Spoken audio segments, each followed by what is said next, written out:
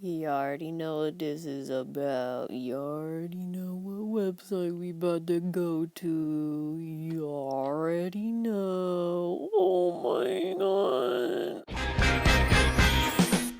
Hello.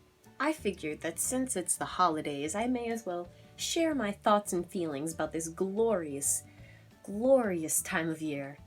Particularly Santa Claus and how I thought he was real up until last year. My family was very, very into having their kids believe that Santa Claus existed for as long as humanly possible.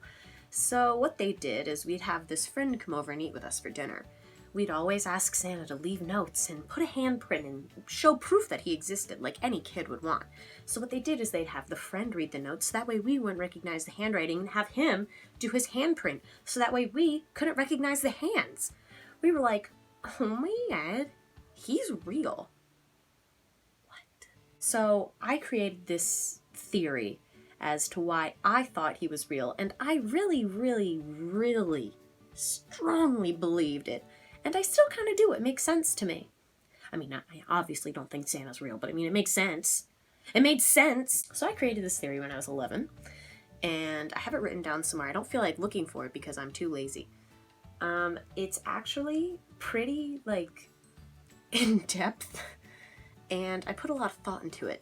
So here goes. When I was younger, obviously, I still really believed in Santa, and I would try to think of anything and everything to prove that he existed. What I did is I came up with this theory that different countries celebrate Christmas differently.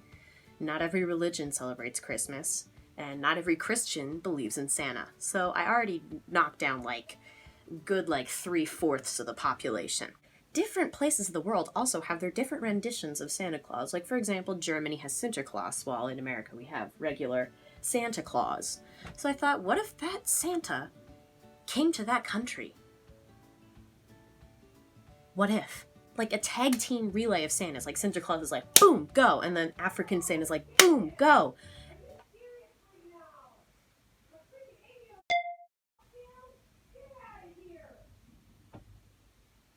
My mother's not coping with the Giants losing very well.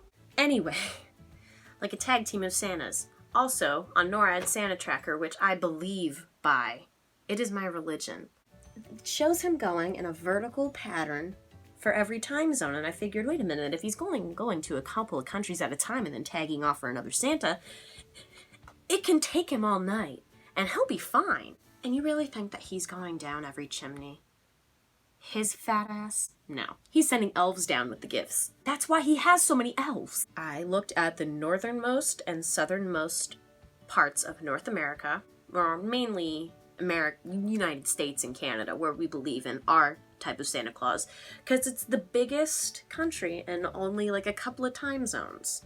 The northernmost part is Alert, Canada, and the southernmost is somewhere in Hawaii, I forget. Even in Hawaii, they don't even believe in our version of Santa, but some people do. I did the math, and if he worked with the Earth's rotation and went in the vertical pattern, it is possible that he could get to them all in one night.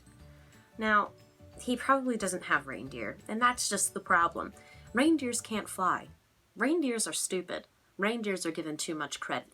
He's probably not flying in a sleigh either, because when you go up that high in altitude, your head's gonna explode. So, he's probably in a rocket or something, or a plane. I sincerely thought that this theory was real, and that I wasn't crazy for still believing up until last year. So, I put a lot of thought into this, I was proud of it. So I went into school and I told all my friends, I was like, you guys, he's real. Santa Claus is real. And I'd tell them my theory, and I'd show them the piece of paper and the math and the charts that I made, and they would laugh at me and say, you dumbass, haven't your parents told you? To which I'd respond, what? What haven't my parents told me? And then they'd tell me, and that's why I stopped believing in Santa Claus, so